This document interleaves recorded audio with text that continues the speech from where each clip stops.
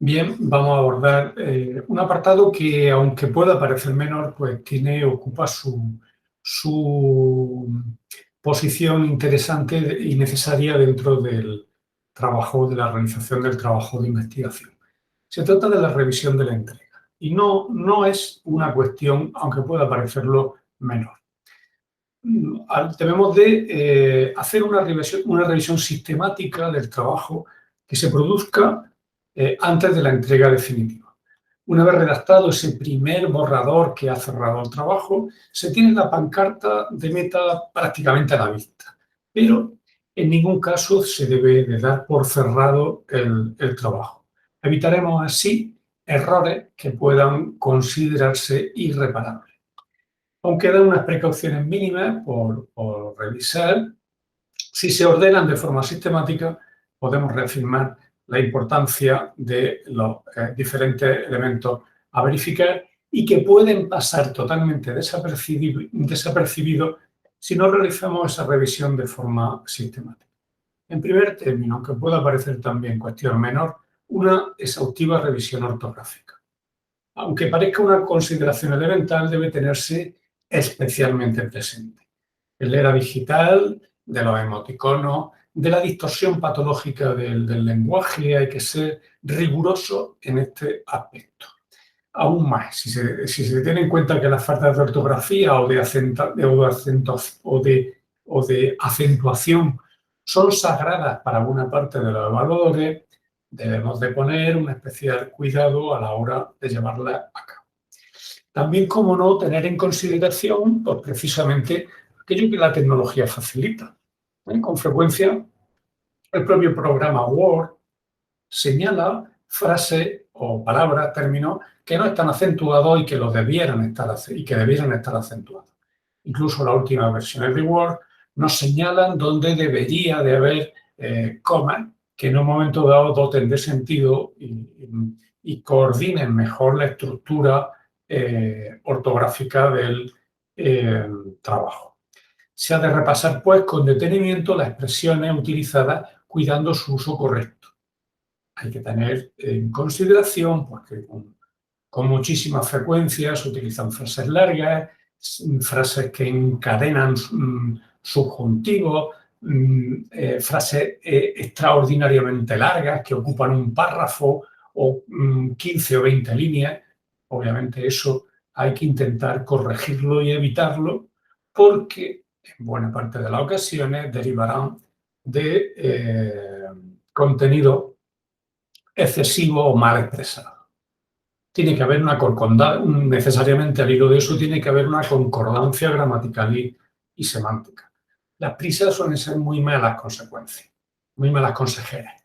A menudo el objetivo de acabar un trabajo dentro del plazo marcado lleva a encadenar esas frases inacabables que acaban perdiendo totalmente concordancia gramatical. Si es así, intentemos hacer frases más cortas, con su debida puntuación al acabar la misma, y hagamos frases que sean más digeribles y mejor comprensibles. El sentido de lo escrito también se resiente cuando se encadenan esas frases demasiado largas o interminables, que deben, por tanto, limitarse. Hay que revisar la concordancia entre sujetos singulares con plurales o con géneros de signo distinto. Esos errores también han de limitarse. Los aspectos formales del trabajo hay que tener siempre presente que condicionan la primera impresión. Casi siempre, incluso aunque sea de forma inconsciente, un trabajo formalmente no cuidado empieza a condenar al investigador hacia una mala consideración de su trabajo. Aunque en menor medida que los contenidos de fondo, obviamente, la elaboración ocupa una parte relevante de la valoración final. De modo que un trabajo descuidado, desde el punto de vista formal, traduce desidia, falta de rigor, una actitud diferente y, consecuentemente, también en muchas ocasiones aparece directamente relacionado con un mal trabajo. Por tanto, debemos de cuidar de forma considerada estas situaciones. Las páginas sin excusas deben de estar numeradas. Es un grave error que un trabajo no tenga una paginación. La justificación de los párrafos también se debe de revisar, incluso en las notas a pie de página. Y cuando se marca un texto entero para justificarlo de forma adecuada, las notas a pie se pueden quedar fuera. Hay que justificarlas de forma concreta y específica. Con la justificación se persigue que las líneas que integran los párrafos parezcan bien alineadas, de modo que al justificar el texto se añade un espacio para que el párrafo se alinee en ambos márgenes, ofreciendo una impresión visual bastante más estética, que además, por descontado, coincide con el formato que tienen los libros al editarse. Recordamos que se selecciona el texto a justificar, se marca el párrafo y en la pestaña Inicio se clica Justificar texto y automáticamente eso lleva a que todo el texto aparezca justificado. El estilo de cita también genera confusión, pues no se pone demasiada atención en la utilización de un único estilo y, esencialmente, de un uso uniforme de todas las citas. Hay que repasarlas de forma concienzuda para no ofrecer diferencias en ese ámbito que suelen ser bastante visibles. El tipo de letra no se puede cambiar. Recordamos también en las notas a pie de página, en ocasiones el programa hace que si se elige un determinado formato en el texto, se puede generar otro diferente en las notas a pie de página. Eso se debe revisar para que sean exactamente el mismo tipo de letra. Conviene mantener el formato original para las notas a pie de página, dado que la impresión que se genera no podrá ser positiva, sino un problema de fácil solución si se le dedica una mínima atención. Pese a todo lo que hayamos matizado respecto de las exigencias de las cuestiones formales, ojo, hay que partir de la consideración de que con frecuencia las propias facultades respecto de los trabajos de fin de grado pueden exigir unos determinados criterios. Podrían exigir un determinado tipo de letra, unas determinadas características formales que deben de ser las que se han de revisar igualmente a la hora de dar por cerrado el trabajo. Otra cuestión importante, la conexión entre introducción y conclusión. Deben encajar de forma absolutamente plena. Incluso se puede aguardar a que estén listas las conclusiones para redactar la introducción. ¿Por qué? Porque así, de esa manera, hay un encaje mucho más transparente cuando se ponen en conexión el propósito inicial con los logros finalmente concretados. Piénsese, por ejemplo, que una línea de trabajo que se haya omitido en el desarrollo del cuerpo del trabajo, pues obviamente se puede reconsiderar si la mantenemos o no la mantenemos. En la introducción normalmente habrá que excluirla y luego conectarla en cualquier caso con las conclusiones. Y recordar, estamos ante las partes más sensibles del trabajo. Debe ponerse un cuidado muy especial en su redacción, pues tanto como la primera impresión que se obtiene al comenzar un trabajo, como la parte que lo cierra, son dos partes absolutamente básicas del discurso y que hay que reafirmar el esfuerzo en hacerlas de forma meditada. En cuanto al apoyo bibliográfico y científico del trabajo, las referencias incorporadas constituyen un elemento clave para su solvencia científica.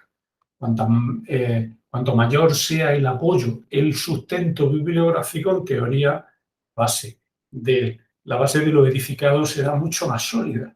Si son puntuales, si son mínimas, obviamente la consistencia del edificio pues será mucho más débil.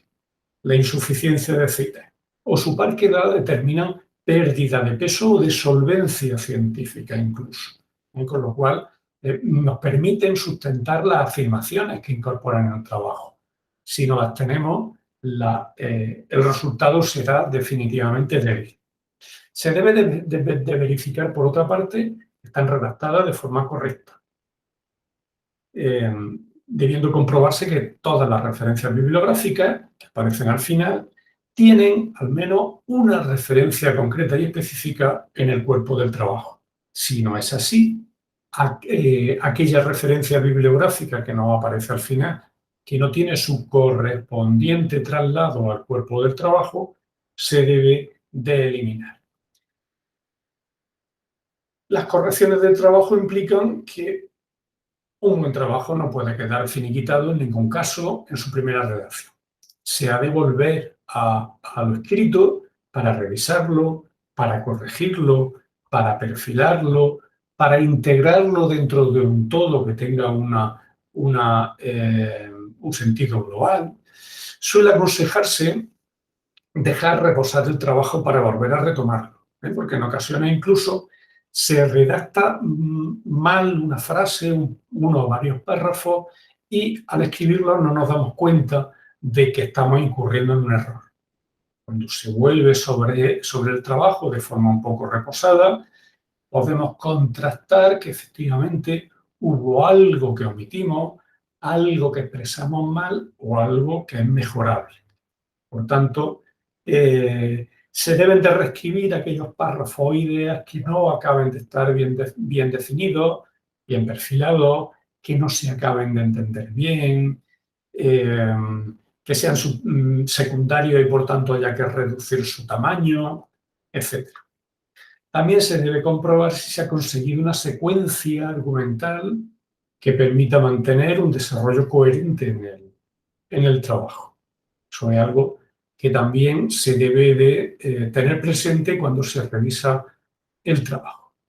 Y bien, con esto prácticamente tendríamos definido nuestro trabajo de fin de estudio para su entrega. Claro, aquí nos queda una parte que es particularmente interesante y que veremos en los dos vídeos siguientes, relativa a la defensa del trabajo de investigación, que nos va a ayudar a mejorar nuestra capacidad para comunicar ideas y para trasladar los resultados de nuestro trabajo científico.